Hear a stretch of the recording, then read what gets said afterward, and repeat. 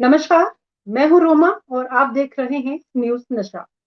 दोस्तों, आज के शो में हम चर्चा करेंगे एक बार फिर से उभरते हिंदुत्व के मुद्दे पर, जिसे उत्तर प्रदेश के मुख्यमंत्री योगी आदित्यनाथ ने अपने ताजा बयान से हवा दे दी है।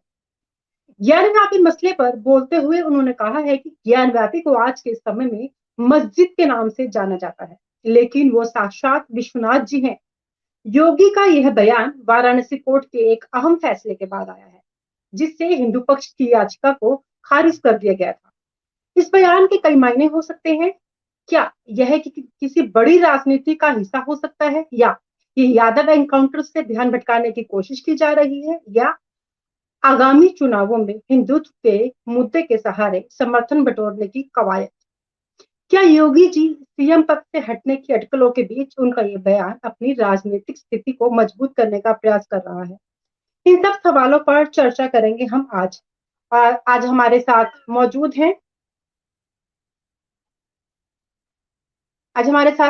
हैं उज्जवल जी। उज्जवल जी, नमस्कार, स्वागत है आपका। उज्जवल जी, सुन पा रहे हैं आप मुझे? हेलो। हाँ जी, उज्जवल जी, बिल्कुल अनम्यूट। सुन पा रहा हूँ। नमस्कार। जी जी। हाँ, मेरा पहला सवाल आपसे ये है, योगी आदित्यनाथ का ज्ञानव्यापी मसले पर दिया गया बयान क्या सिर्फ धार्मिक भावना को जगाने का प्रयास है, या इसके पीछे कोई और राजनीतिक रणनीति छिपी हुई है? नहीं, ऐसा कुछ नहीं है। ज्ञानव्यापी जो है वह शिव मंदिर है, वह पहले से ही सभी लोग जानते हैं और उसमें कुछ छुपा हुआ नहीं है।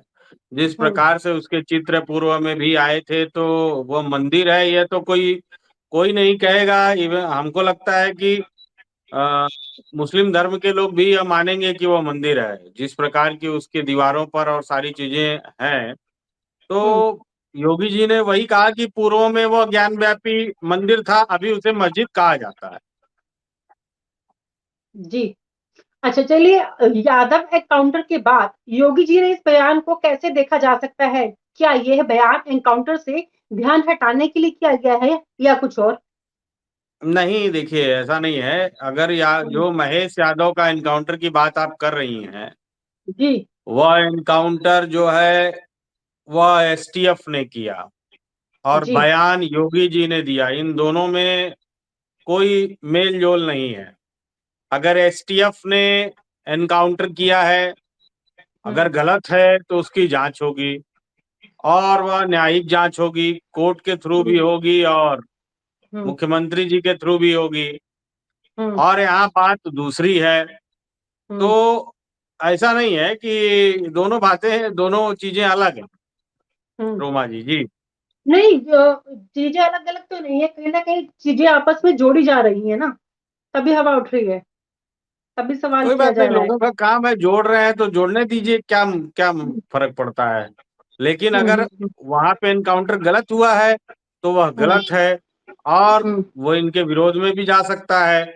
लेकिन हम्म। यहाँ पर बात जो है वह हम्म। धर्म की आई और उसकी सच्चाई की आई, ज्ञानव्यापी मस्जिद की सच्चाई की आई।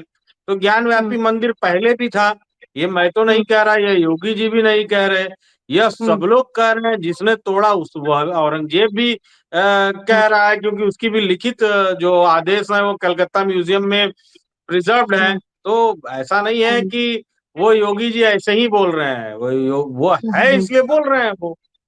हम्म। लेकिन जब ज्ञान व्यापी की बात होती है तो लोगों के जहन में, लोगों के दिमाग में ना कहीं ना कहीं मस्जिद जैसा सवाल उठने लगता है। ऐसा क्यों है लोगों के जहन में? ज्ञानव्यापी अभी मस्जिद है, हम्म। तो जितने भारतीय उसको मस्जिद ही जानते हैं। हम्म। अभी वहां पर मंदिर नहीं है, तो अब हम्म। लोग ये सोचते हैं कि एक्चुअली ज्ञानव्यापी एक कूप था। कूप मतलब कुआं। जी। ज्ञानव्यापी जो है वह कूप था, और हम्म। कूप जो है वो कुआं था। अब हम्म। उसको लोग उस पर मंदिर था, पूजा होती थी उसके बगल में। आप हम्म। कभी जाइएगा विश्वनाथ हम्म। जी धाम पे, तो आप देखिएगा नंदी जी उसी तरफ मुंडी करके बैठे हैं। तो अब आप हम्म। स्वयं सोचिए कि कोई शिवलिंग उधर है और नंदी जी उधर क्यों देखते हैं, आज से तो है नहीं। हम्म। तो हम्म। वो तो मंदिर है, वो दुनिया जानती है। लेकिन चूंकि वह हम्म। मस्जिद है फिलहाल में, प्रेजेंट टाइम, और बार बार जब उस पर बात होती है तो जनता समझती है। हम्म। जी। जी। चलिए, मेरा अगला सवाल आपसे ये है कि हरियाणा और महाराष्ट्र में आने वाले चुनावों को ध्यान में रखते हुए क्या योगी आदित्यनाथ हिंदुत्व को एक प्रमुख मुद्दा बनाकर उत्तर प्रदेश से बाहर भी अपना राजनीतिक प्रभाव बढ़ाने की कोशिश कर रहे हैं? कितनी सच्चाई है इसमें? उनकी राजनैतिक प्रभाव बढ़ाने की आवश्यकता ही नहीं है, क्योंकि वह हम्म। हिंदू हृदय सम्राट कहे ही जाते हैं। इसमें नया क्या हम्म। है? उनको हम्म। महाराष्ट्र में भी उतना ही प्रेम हिंदू हृदय सम्राट की वजह से ही प्राप्त होता है। उनको हरियाणा हम्म। में भी उतना प्रेम हिंदू हृदय सम्राट और गौ रक्षा और इन्हीं सब हम्म। मुद्दों पर होता है।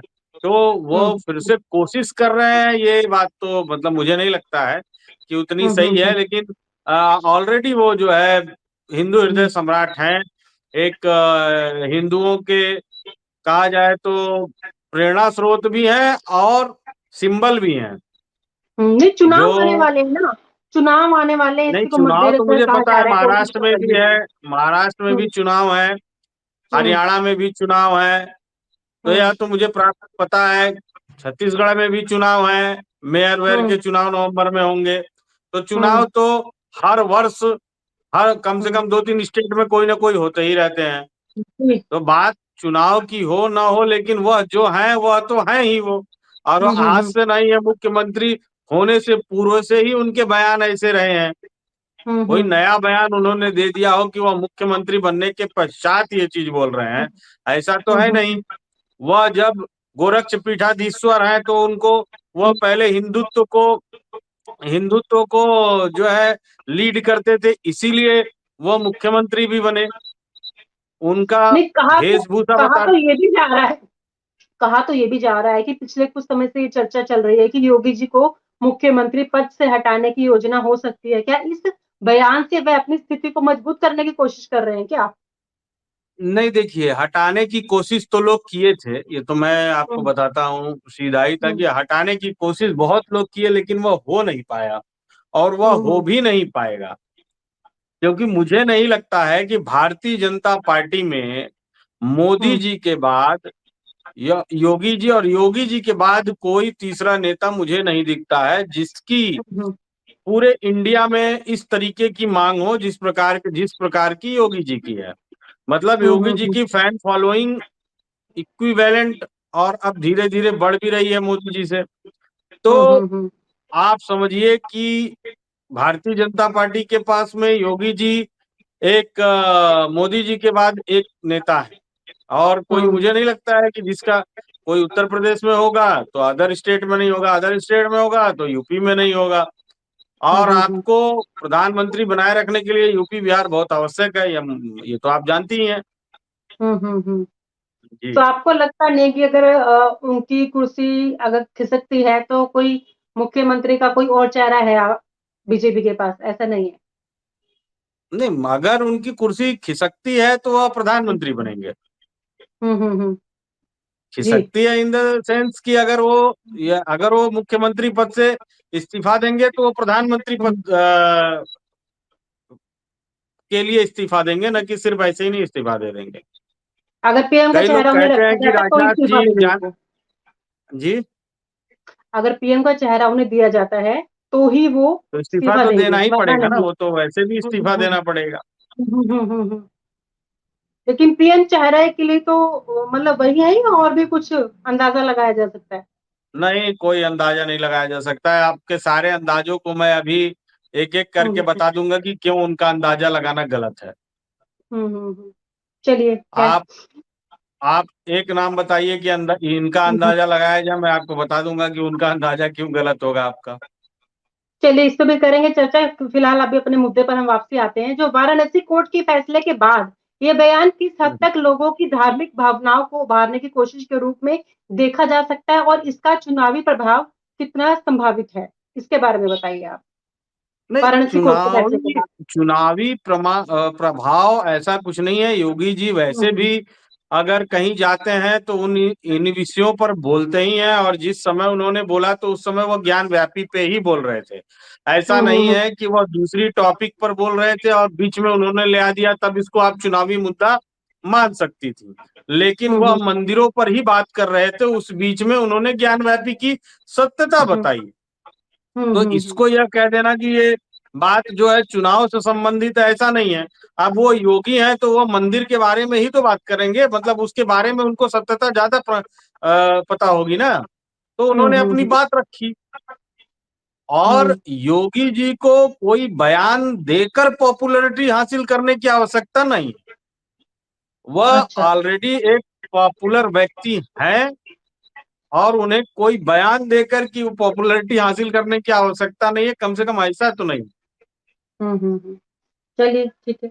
क्या उत्तर प्रदेश की राजनीति में अब हिंदुत्व के मुद्दे पर चुनावी ध्रुवीकरण एक स्थायी राजनीति रणनीति बनकर रह चुका है या कुछ और? नहीं, मैं आपका सवाल नहीं समझा, फिर से बताएं। क्या उत्तर उत्तर प्रदेश की राजनीति में अब हिंदुत्व के मुद्दे पर चुनावी ध्रुवीकरण एक स्थायी राजनीतिक रणनीति बन चुकी है या कुछ और?